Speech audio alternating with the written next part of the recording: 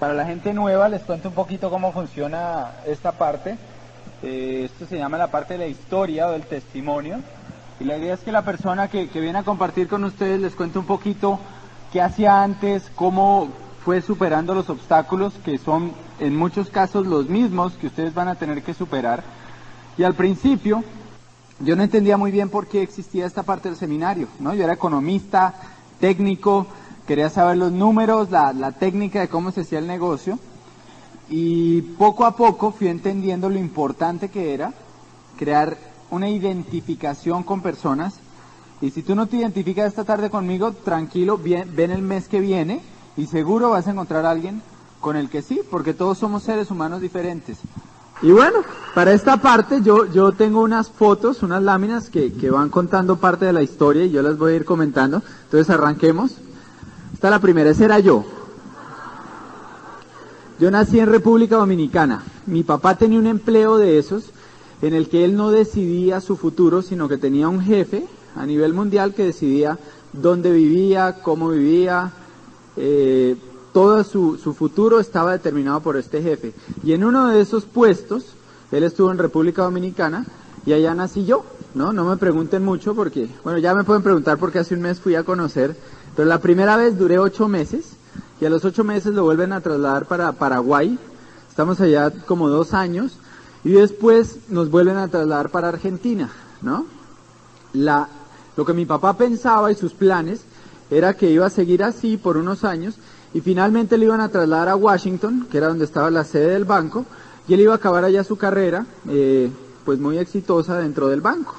Pero la vida cambia de la noche a la mañana. Y el mensaje que yo te quiero transmitir esta noche es ese, que la vida cambia y tu vida va a cambiar. Y yo espero que cuando vengan las tormentas de tu vida, los huracanes de tu vida, tú estés preparado. Y yo he encontrado en mi vida que la mejor forma de estar preparado es haciendo este negocio. Porque el negocio te va a dar 3 cosas que las voy a ir comentando y que al final las voy a resumir.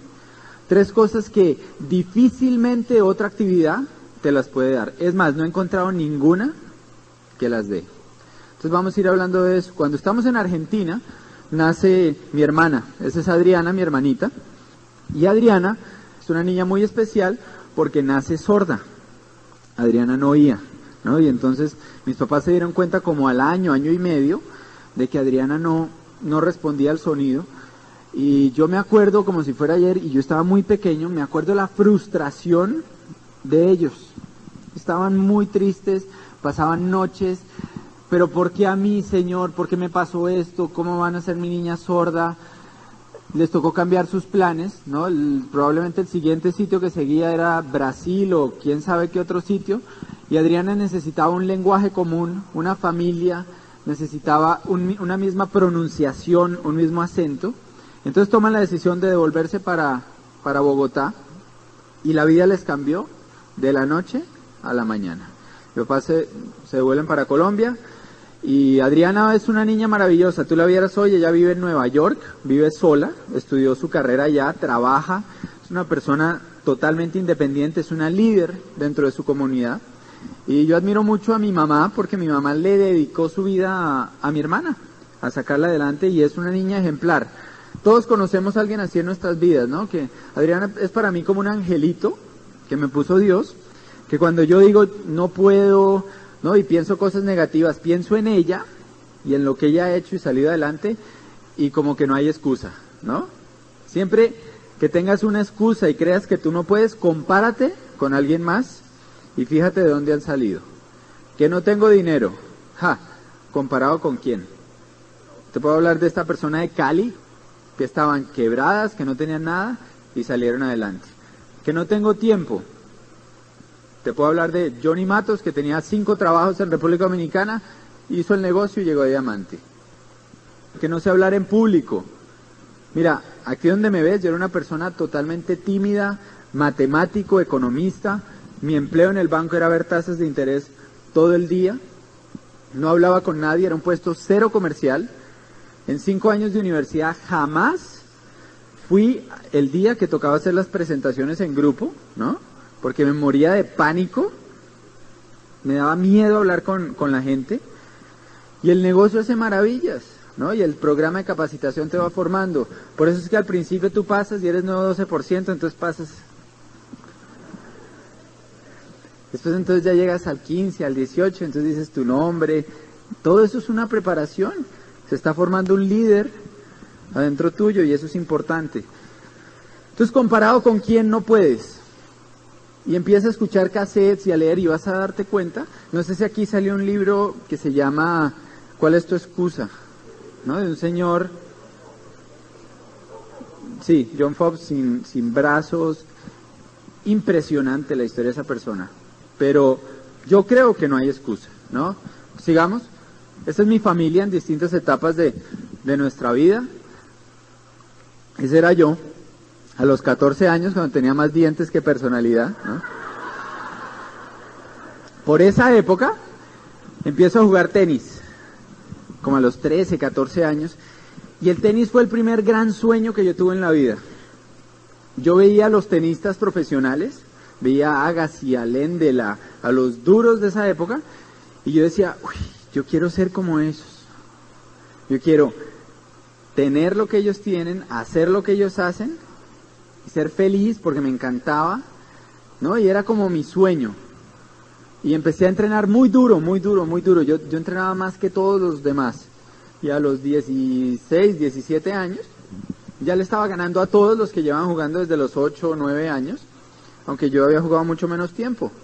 Y ese era mi sueño, ser tenista profesional. Cuando estoy en eso, tengo un accidente y la vida cambia de la noche a la mañana. Me fracturó la mano, fue un accidente complicado, estuve casi 8 meses con yeso, después otro año en fisioterapia. Cuando cogí la raqueta, finalmente casi 2 años después, no podía jugar porque se me caía del dolor, era como si se me electrocutara la mano, y eso me sacó de ese sueño. Y entré a una época en mi vida de mucho vacío. No sé si tú te has sentido así, pero no había un destino, ¿no? No había nada que yo dijera, yo quiero hacer eso. Y yo creo que cuando hay un vacío de sueños en la vida de las personas, ahí es que entran todas las cosas de afuera que no deben entrar. Una vez invitaron a Dexter a una charla en la Casa Blanca, eso es que él es una persona muy influyente allá, y estaban hablando sobre drogadicción. Entonces se subía gente a la tarima y hablaba durante horas de sus teorías, de por qué había drogadicción en Estados Unidos y cuáles eran los problemas y las causas, y horas y horas. Finalmente le toca el turno a Dexter y Dexter sube y dice, el problema por el que hay niños drogadictos es porque sus padres no tienen sueños y porque no le enseñan a sus hijos a tener sueños. Y acaba y se baja. Y eso fue todo lo que dijo. Y fue la charla más impactante de todos los conferencistas que hablaron por horas allá. Y yo creo que eso es verdad, porque yo lo veo en mi vida, y mientras que yo jugaba tenis, mientras que tenía ese sueño de lograr algo, no había tiempo ni para alcohol, ni para nada que no fuera sano, porque estaba enfocado en mi sueño. Cuando pierdo eso, sí, empiezo a tomar alcohol, porque eso hacían todos mis amigos. Bueno, mis nuevos amigos, porque los otros seguían jugando tenis. Y entonces entro en una etapa que todo me daba igual. Empiezo a estudiar economía no porque me apasionara la economía, sino porque daba igual. No había ningún sueño ni ninguna carrera con la que me identificara. Yo digo que un niño de 17 años empezó a estudiar economía, no que yo lo hice, ¿no? Por ahí alguien me dijo que así se podía ayudarle a la gente. Y entonces yo dije, pues, interesante.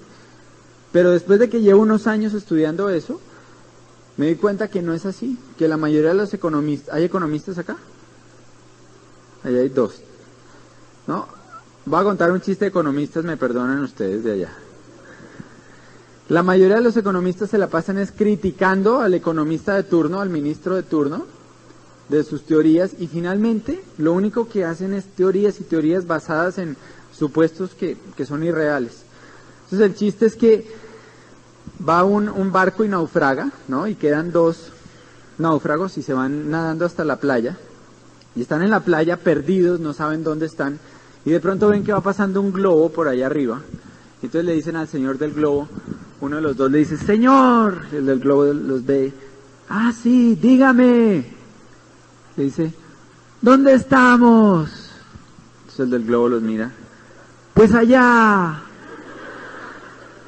Ay, y el otro lo mira raro y le pregunta al otro, ¿y usted para dónde va? Y el del globo dice, ¡ah, pues para allá! Y se va. Entonces le dice uno de los dos náufragos al otro, ese del globo debe ser economista. ¿Ah? Y el otro le dice, ¿y por qué? Dice, mire, primero, lo que dice lo dice con mucha seguridad, ¿no?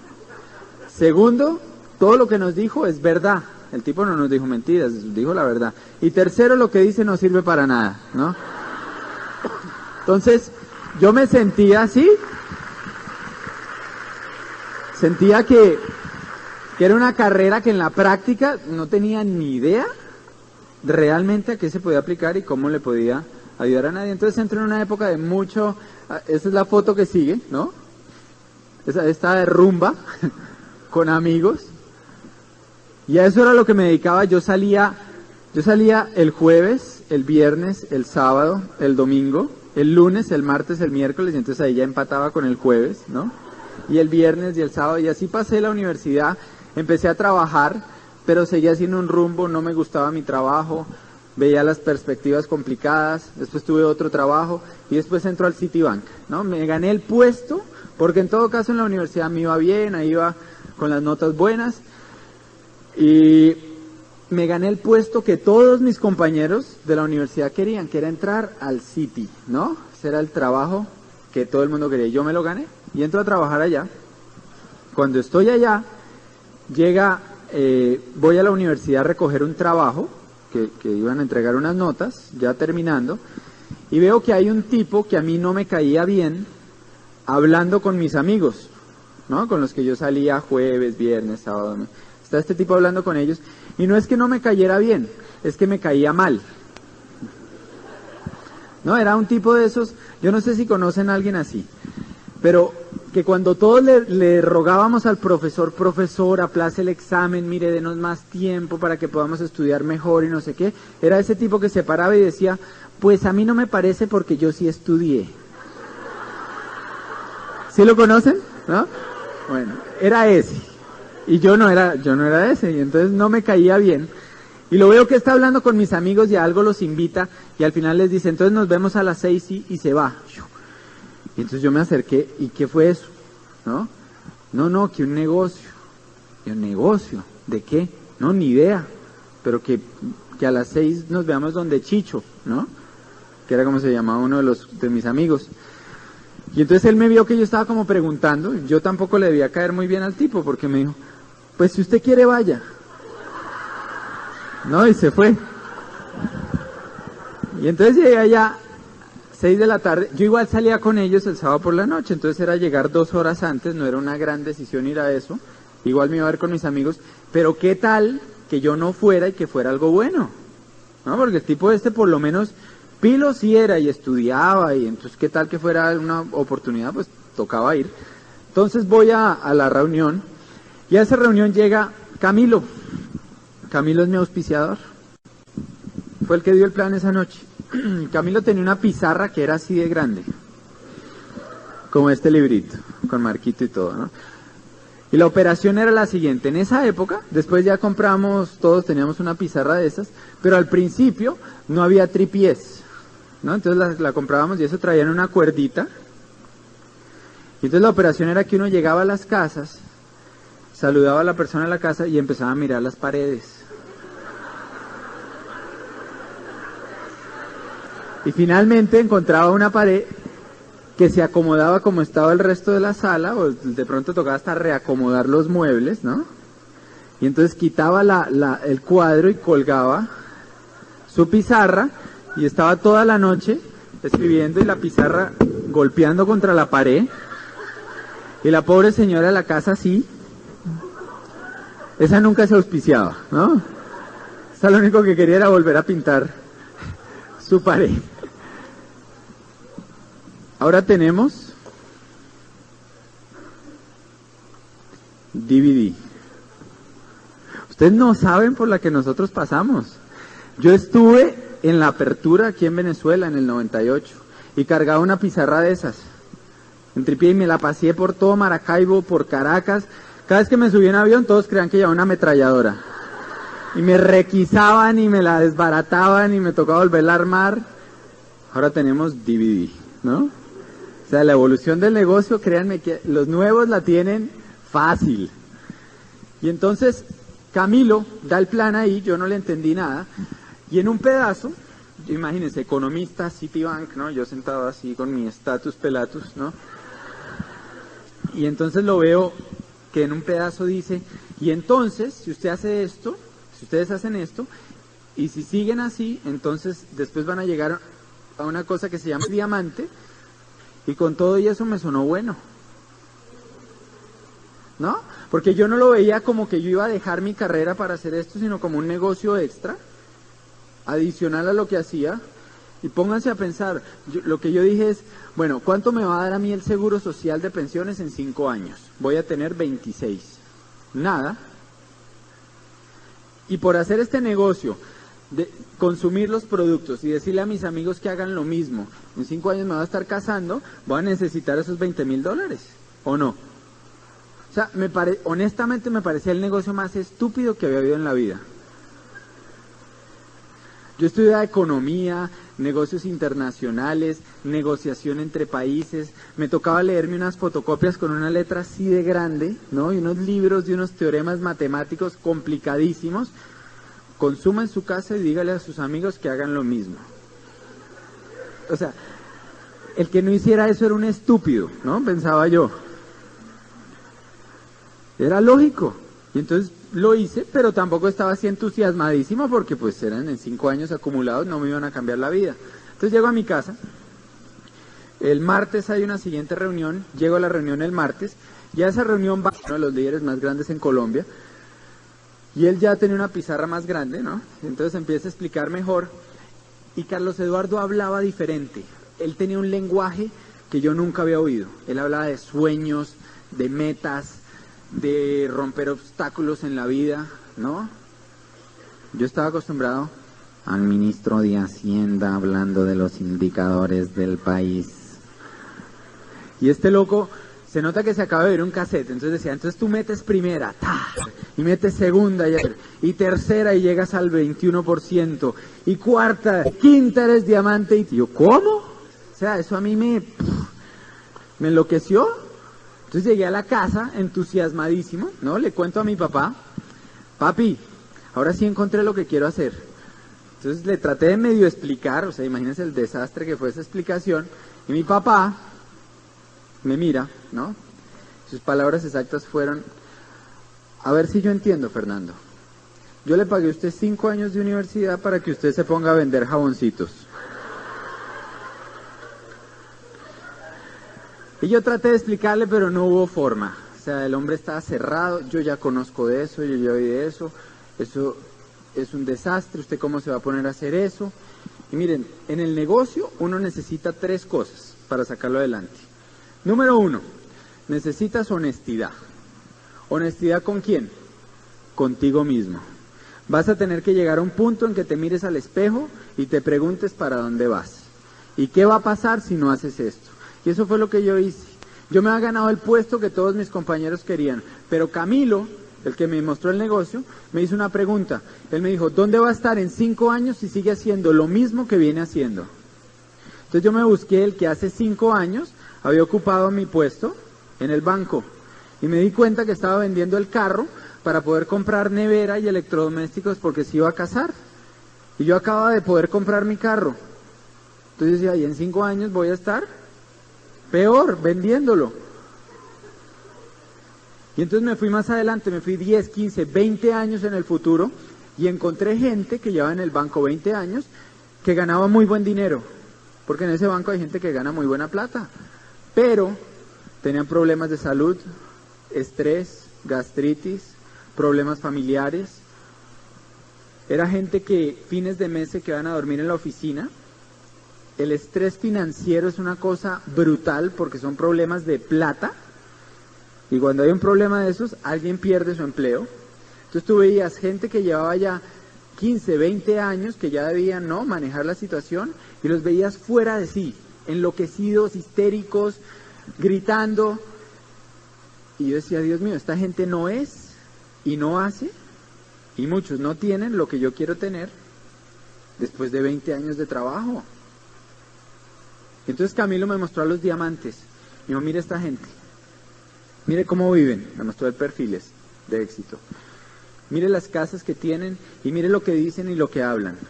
Y encontré, ¿se acuerdan el tenis que tenía ídolos? Por segunda vez en mi vida encontré gente que era, hacía y tenía lo que yo quería ser, hacer y tener. Un punto de referencia. Alguien que lo había logrado. Entonces, así como antes, recuperé mis sueños. Y eso es algo valiosísimo. Y entonces, número 1, tienes que ser honesto. ¿Para dónde vas? Número 2, tienes que ser humilde. Tienes que aprender de gente que ya tiene el resultado en la mano. Porque esa gente no se lo inventó, esa gente lo aprendió a su vez de otros y otros y otros que tienen el resultado. Cuando yo empecé el negocio, a mí eso me costó trabajo, porque Carlos Eduardo era un veterinario que no había acabado su carrera, que estaba quebrado cuando empezó el negocio, tenía deudas, y yo lo miraba y no veía en él, por eso, un maestro.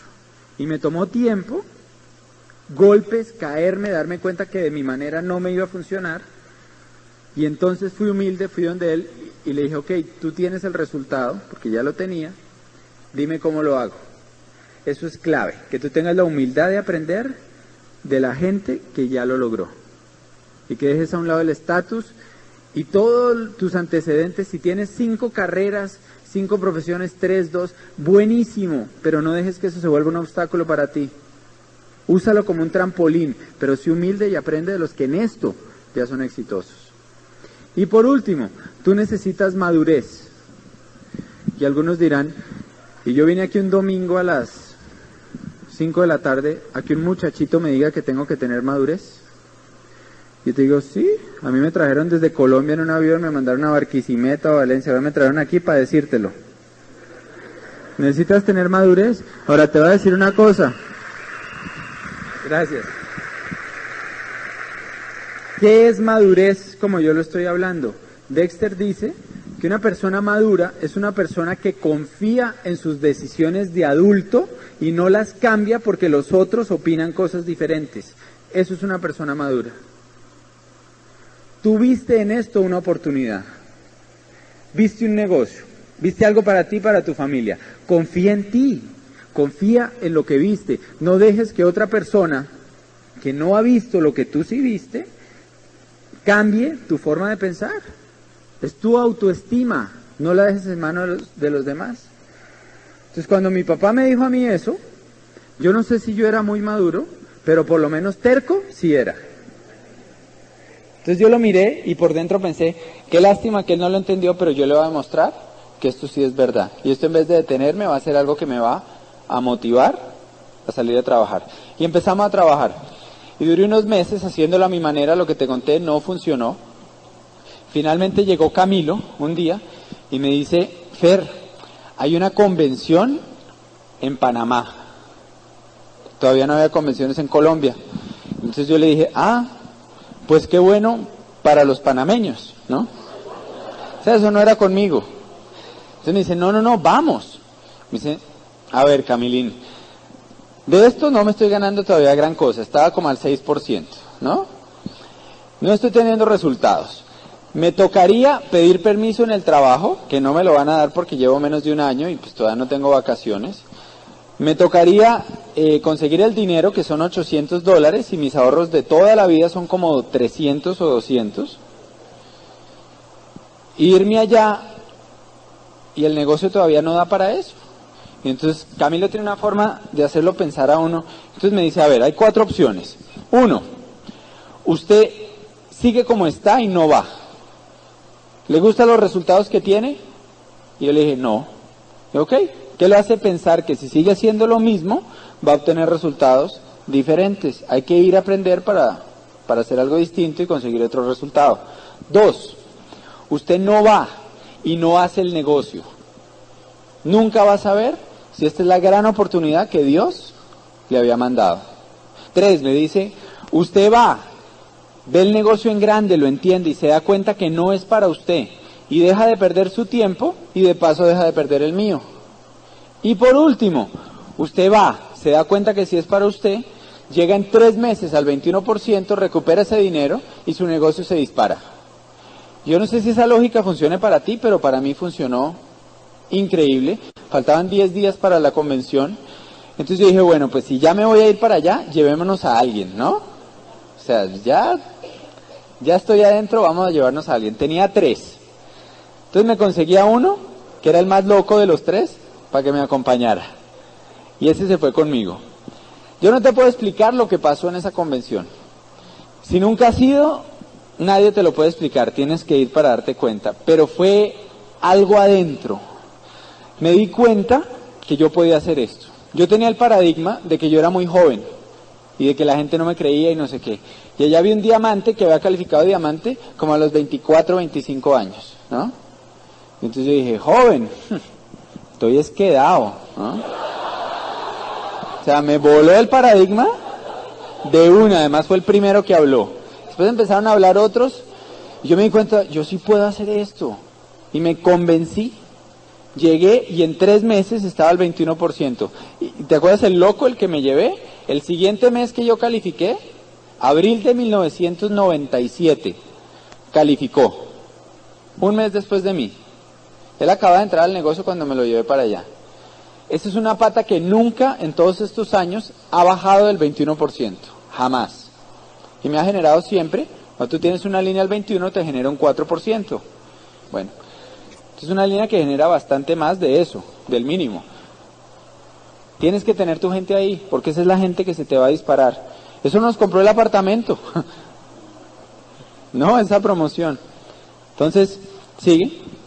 Esta es la calificación que fue después de eso. Dale, empezamos a viajar. Ahí fue cuando me puse juicioso. Fíjate, en el año 2000 me invitan a dar un seminario. Es en una ciudad pequeña al norte de Colombia, en La Guajira, que se llama Maicao. Y estoy allá y 10 minutos antes de subir a tarima a dar el seminario, estoy hablando con la persona que me va a presentar. Y estaba hablando con ella y fui a moverle esta mano y no se movió. Y entonces no se movía. Y le dije, no se me mueve la mano. Entonces me miró. Y de pronto, ¡fum!, se me desconectó todo el lado izquierdo. No puede abrir el ojo, la boca, hablaba con media boca. Ningún músculo respondía del lado izquierdo, absolutamente ninguno. Y fíjate lo que hace el programa de capacitación del negocio, ¿no? Porque la vida te cambia de la noche a la mañana, pero lo que es estar preparado. Todo el tiempo pensando positivo. O sea, yo sabía que no era una gripe o era algo así. Algo era, ¿no?, complicado. Pero tenía fe y estaba positivo y pidiéndole a Dios positivo. Entonces pedí el teléfono, me lo pusieron acá, llamo a mi mamá, mami, no te preocupes, pero tengo medio cuerpo paralizado, ¿no? Las cosas que le hacemos a los papás, ¿no? Dios mío. Positivo. Y entonces llega el médico, me llevan para el hospital, me hacen exámenes, tuve un infarto cerebral a los 24 años. ¿No? Eso es algo realmente extraño. Tengo una cosa en la sangre que se llama las anticardiolipinas altas genética, y si tomo omega 3 y aspirina, no tengo que preocuparme de eso por el resto de mi vida, porque mantiene la sangre como debe ser, ¿no? Entonces nunca me va a poder rajar del negocio. O sea, malo, cliente de omega 3, ¿no?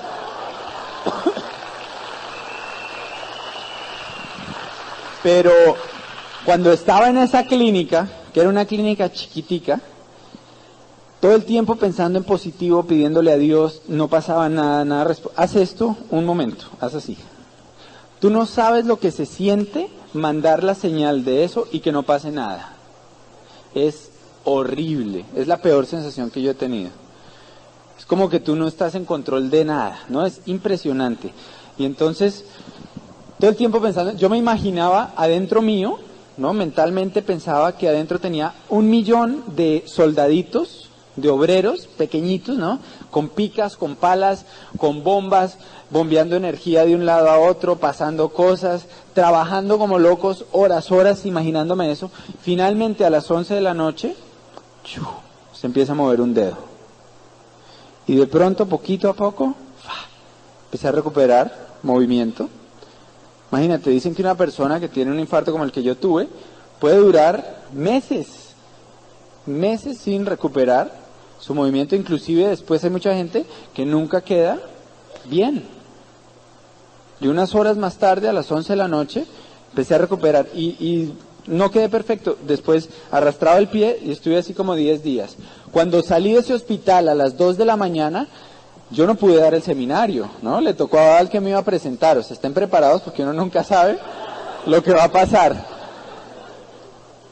Salgo del hospital a las 2 de la mañana y las 200 personas que han venido al seminario están en la calle aplaudiendo la salida del hospital. ¿Dónde ves tú eso si no es en este negocio? Es increíble.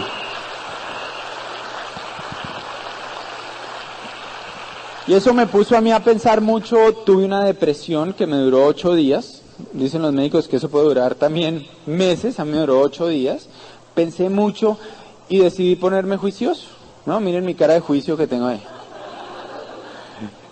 Y como que me preparé para cosas grandes. Y en ese momento en mi vida, Dios me mandó a Cata, ¿no? En el año 2000, yo la conozco, dale, esa es Cata. Bueno, esa era, no vayan a pensar, ¿no? Ahora ya creció. Dale, esa es Cata. Cata fue modelo, sus papás tuvieron una quiebra económica y a ella le tocó pagarse su carrera universitaria modelando. Es diseñadora. Y bueno, eso fue amor a primera vista. Nosotros nos conocimos y 15 días después decidimos casarnos.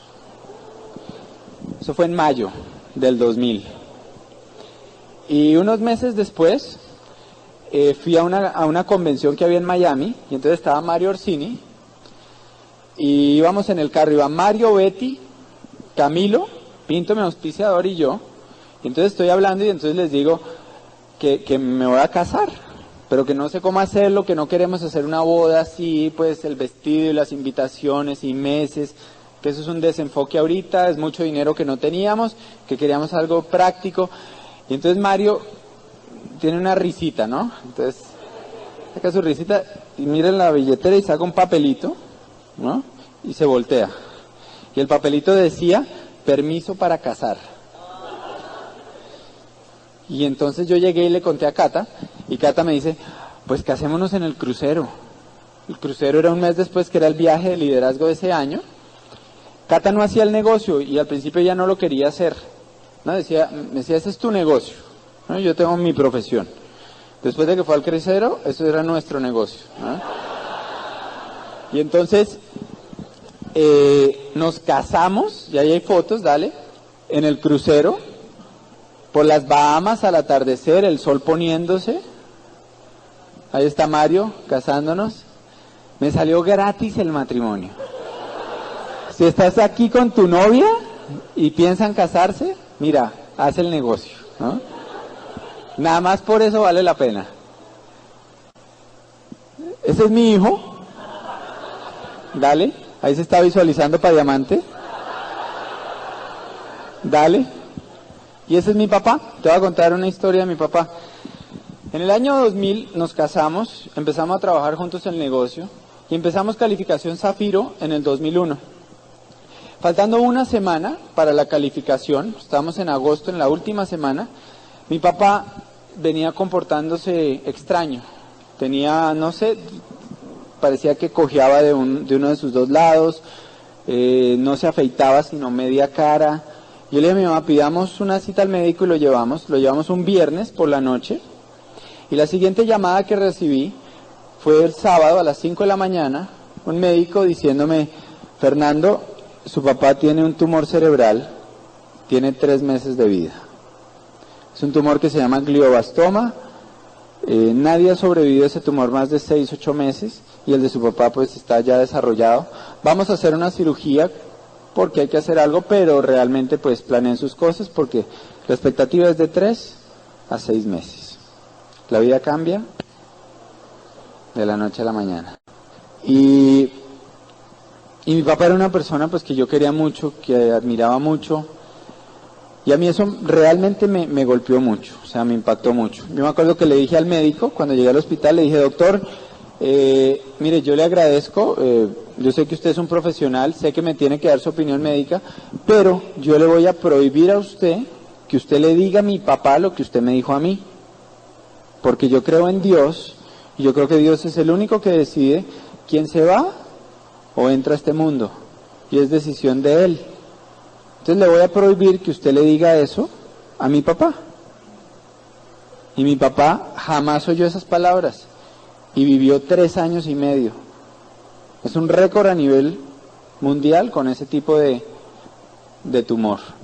De esos 3 años y medio, murió en abril pasado, tuvo 1 año y medio muy buenos, buenísimos, que hasta jugó golf, la pasó súper bien, él era muy acelerado, entonces fue como 1 año para tranquilizarse, para hacer buena relación con todos nosotros.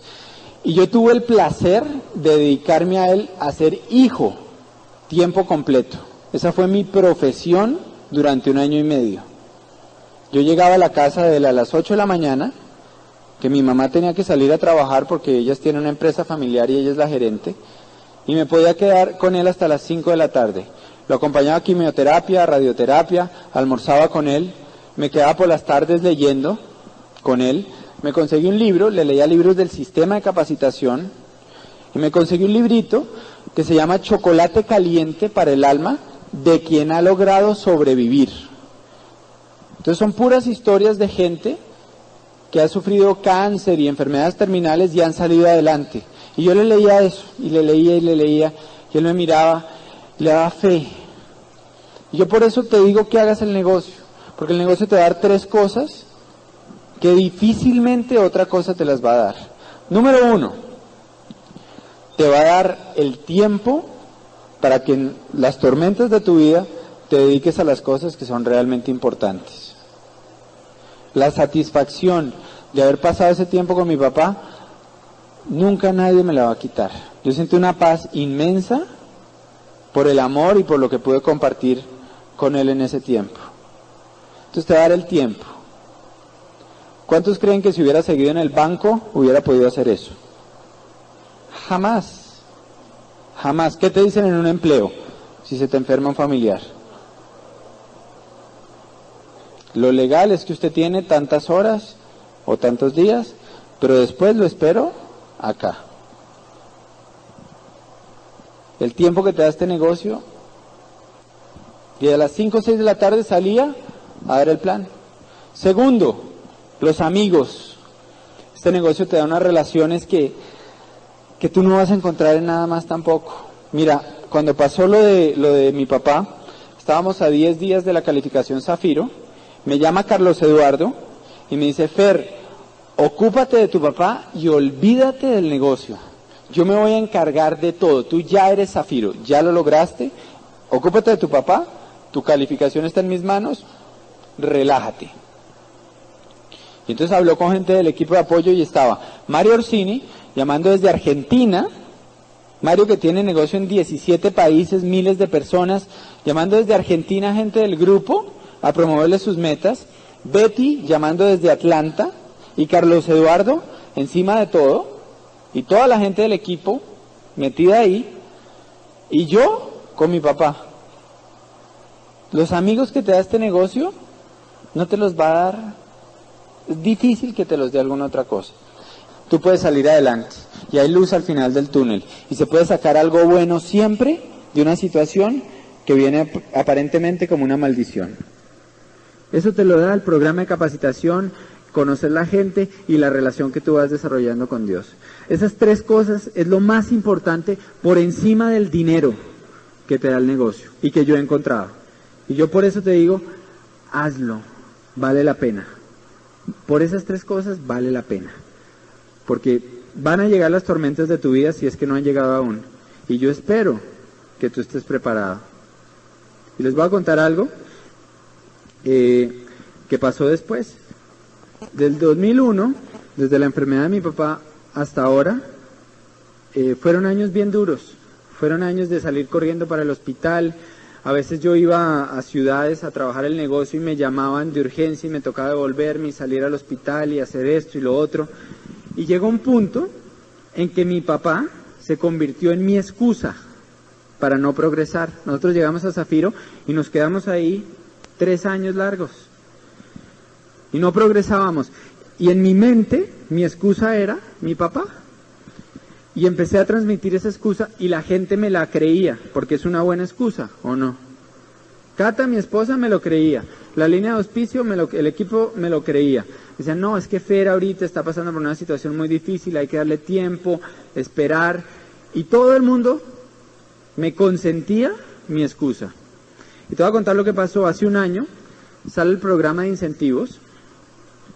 En ese momento mi papá había quedado pues en una cama sin hablar, sin caminar, sin comer, con una sonda, ¿no? Con enfermera pues 24 horas. Sale el plan de incentivos y salen los bonos nuevos que lo que hicieron fue que crearon un negocio nuevo, espectacular. Y me siento yo con Cata, le digo, amor, hagamos el negocio ahora, vamos a calificar ahora, este año, vamos a hacerlo. Y Cata me dice, Fer, pero la situación de tu papá no ha cambiado, o sea, todo está igual, antes está peor, no es el momento. Yo le dije, ¿sabes qué? Pobrecito mi papá, fuera de que está en una cama, enfermo, sin hablar, sin comer, sin caminar, fuera de todo eso que le toca a él aguantar, le toca aguantarse un hijo mediocre, que no hace lo que tiene que hacer en su vida y se escuda bajo la excusa de él. ¿Y sabes qué? Yo estoy seguro que si mi papá pudiera hablarme, lo que me diría, como lo hizo todo este tiempo, es, Fer, sígueme queriendo, sigue consintiéndome, sigue pasando tiempo conmigo, pero ve y lucha por tus sueños, porque se te está pasando la vida. Y ya no le quiero echar más la culpa a él, y de hoy en adelante nunca le vamos a volver a echar la culpa a él de nuestra falta de decisión y de progreso. Y empezamos a trabajar. Y te voy a contar algo que para mí es un milagro. En marzo empezamos la calificación, y estamos en el último día, estamos en la última semana, faltan 5 días para que se acabe el mes, trabajando fuerte esa tercera línea, 2 ya estaban sólidas ya, pero la tercera estábamos ahí, y faltando 5 días recibo una llamada de mi mamá, 5 de la mañana, Fer, vente para acá porque tu papá está convulsionando y está, no sé, cualquier cosa puede pasar. Salgo para la casa de ella, llego allá, mi papá está muy mal, nos pasamos a dormir a la casa de ellos durante todos esos días, y yo seguía cuadrando cosas del negocio cerca. Hay un centro comercial que queda a 1 cuadra, entonces, y había un café, y ahí cuadraba todo. Entonces, planes, asesorías, comercialización, Cata hizo gran parte del trabajo. Íbamos y volvíamos, todo el tiempo, esos 5 días. El último día, estoy hablando con un socio nuevo, me da su orden para registrársela por internet, quería que yo se la hiciera, me da el pedido, tengo una computadora laptop, entonces estoy ahí, meto el pedido, y con ese pedido ya empezábamos la calificación, eso cerraba la tercera pata. Cierro el computador, y en el momento en que bajo la tapa, exactamente en ese momento entra la enfermera, dice, Fer, vengan, Fernando, vengan que su papá se nos quedó. Fue instantáneo. O sea, acabamos eso y en ese momento mi papá murió. Y eso fue en el segundo exacto. O sea, yo lo veo como si él estuviera esperando a que nosotros empezáramos esta calificación para poder descansar en paz. Y él dejó de ser nuestra excusa y se convirtió en nuestra razón. Y desde ese momento y desde antes dijimos, vamos a dedicarle este trabajo y esta calificación a él, que sea por él y que la gente oiga de él y sepa. Mi papá, ¿se acuerdan el cocodrilo que era al principio, no? Al final era el fanático número 1 del negocio. Él entendía que si no fuera por el negocio yo jamás hubiera podido pasar el tiempo que pasé con él. Cuando el negocio me empezó a dar 3 veces más de lo que me pagaban en el banco, ahí dijo, ahora sí entendí el negocio, ¿no? Y este triunfo se lo dedicamos a él, es de mi papá.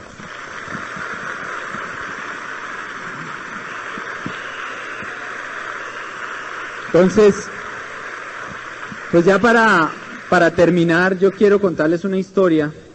Es una historia muy linda de este libro que yo le leí a mi papá todas las noches. Es una historia que a mí me inspira mucho porque me trae muchos recuerdos y es una historia muy valiente, porque la escribe un niño a los 14 años y dice algo así: recuerdo como si fuera ayer, tenía 8 años y era la primera vez en mucho tiempo que me ponía pantalón corto, porque de todas las cirugías que me habían hecho tenía muchas cicatrices en las piernas y los médicos me habían dicho que nunca iba a volver a caminar. Entonces me daba vergüenza que los demás niños del colegio vieran las cicatrices que yo tenía. Pero ese día había tomado una decisión, había hablado con el entrenador y iba a hacer la carrera.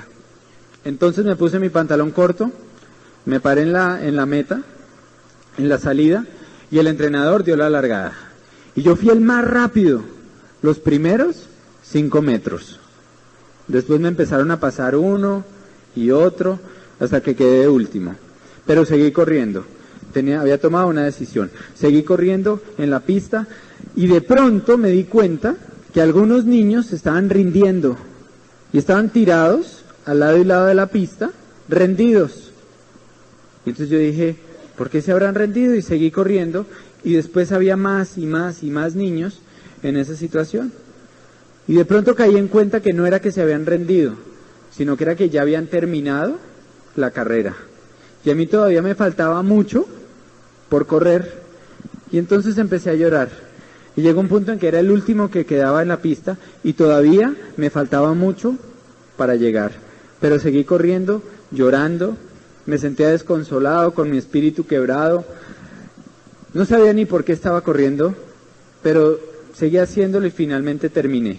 Me tiro al piso a llorar, y en ese momento me levanta mi entrenador y me dice, Manuel, lo hiciste, lo lograste. Y yo lo miro y le digo, ¿pero qué logré? Hice el ridículo, fui el último. Es más, todos terminaron hace mucho tiempo. Y él le dice, ¿tú no te das cuenta que tu carrera es mucho más larga que la de estos niños? Y que hace unos años te dijeron que no ibas a vivir y que no ibas a volver a caminar. ¿Se te olvida eso? Tu carrera hoy fue mucho más larga y la conseguiste. Y eso hace que tu triunfo sea mucho más valioso. Y entonces escribe este niño, que a mí me impacta porque es un niño de 14 años que entiende cosas que adultos no entienden en toda su vida. Y escribe, y entonces entendí una de las lecciones más grandes de mi vida, que las carreras importantes de la vida no se trata de llegar primero, se trata de acabar lo que tú comenzaste. Y este negocio, creo yo, que es la carrera más importante que tú vas a correr en tu vida. Porque esto va a hacer un impacto en ti, en tus hijos, en tu familia, en tu comunidad, en tu país y en Latinoamérica. Te van a invitar a otros sitios a que tú des testimonio de tus obstáculos y vas a llevar fe y esperanza a otras personas. Y vas a impactar el mundo. Entonces vale la pena. Esto no es como tomar un curso de inglés o unas clases, esto es algo que vale la pena. Porque el impacto que vas a crear va a hacer que tu vida trascienda, sea algo grande y que tus hijos sean mejores personas por ver el ejemplo en ti. Entonces el mejor mensaje que yo te puedo dejar es nunca te rindas, nunca te rindas, nunca te rindas. Acaba tu carrera diamante y nos vamos a ver en las playas del mundo. Que Dios los bendiga.